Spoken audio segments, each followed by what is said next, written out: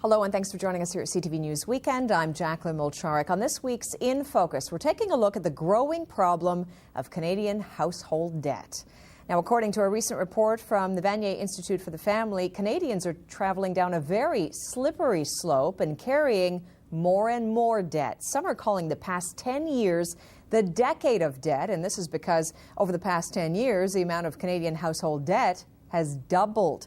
The Bank of Canada's top executive, Mark Carney, is warning, in fact, that this increase in the debt-to-income ratio is even threatening Canada's economic recovery. Many Canadians are falling behind when it comes to balancing their books, everything from their credit card payments to mortgage payments.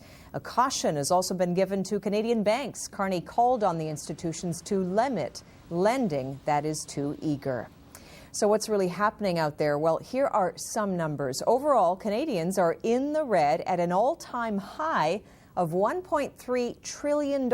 And for every $100 of personal income, Canadians are $145 in debt.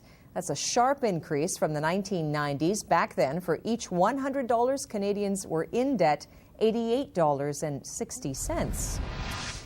So clearly, more and more of us are borrowing money and spending more than we earn. Can we ever pay it back? At what cost?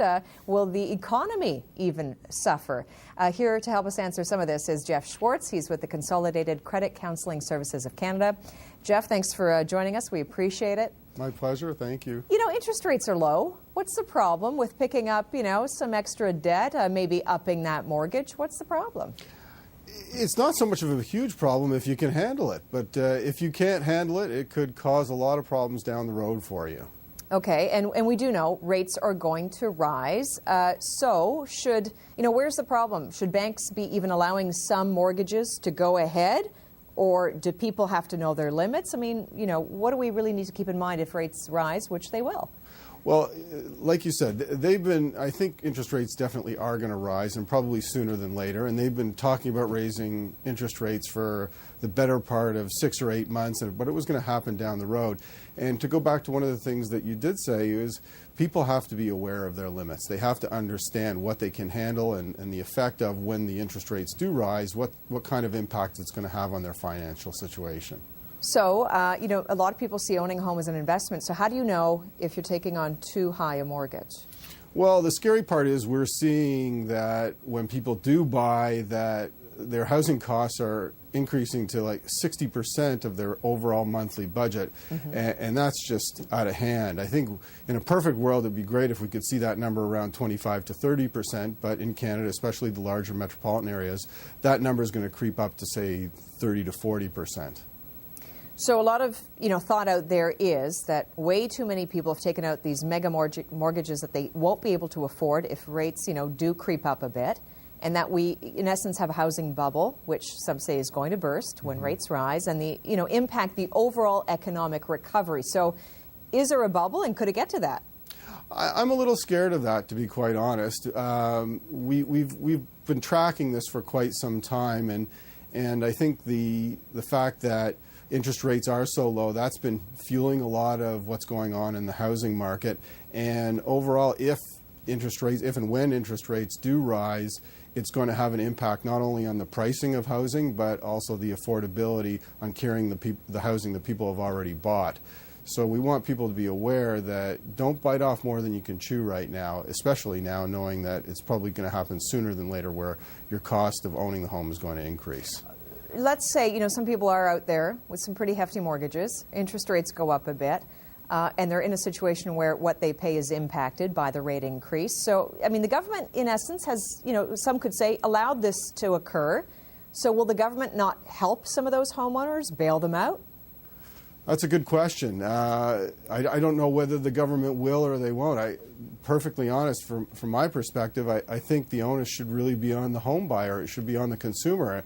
There's many different ways we've been given a ton of warning to really get our houses in order, if you will, and our ducks in line to make sure that if interest rates do rise, that we can handle it. And we should be managing our finances in such a way that this really shouldn't impact us. Okay. And we've had the warning. So let me ask you, if we've had the warning, Some people still, are perhaps riding an open interest rate, have a lot of debt. I mean, is that okay? Is that okay to do that if you're managing your payments? I mean, what's the best way to cover yourself for this probable increase? Well, I think as a strategy that at Consolidated, what we would tell people is to make sure they're getting rid of their high interest debt. And that's the most important thing. Make sure that the dollars you're spending are efficient. So if you've got some higher interest line of credit debt or higher interest credit card debt, do your best to absolutely retire that first and retire it soon, so that instead of paying 18, 19, 25% on your interest, on your credit cards or your lines of credit, try and reduce it to somewhere where you can handle it. Maybe there's a mortgage out there at 6%, so you can see the spread, and that's going to have a bigger impact on your cash flow if you have it at the lower rate versus the higher rate. What other practical tips can you offer people? First things is to do a budget. Understand where you are with not only your debt, but all your other expenses. And make an assessment to say, well, what do I need to cut back on? Where are my opportunities to save? And if I do want to set some goals around retiring that higher interest debt, then take every penny that you've saved and put it right towards that higher interest debt until you pay it off.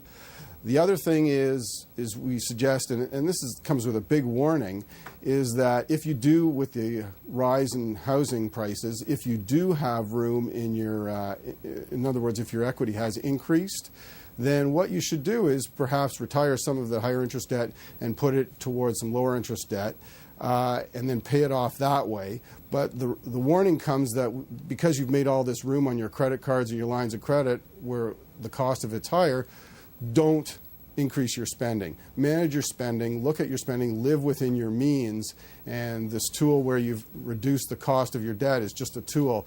And we caution people that you really can't borrow your way out of debt here. That's so important to realize. And if they need even more advice, they can turn to the Consolidated Credit Counseling Services of Canada, right? Yes. All right, Jeff Schwartz joining us with the Consolidated Credit Counseling Services of Canada. Thanks so much. We do appreciate it. You're welcome.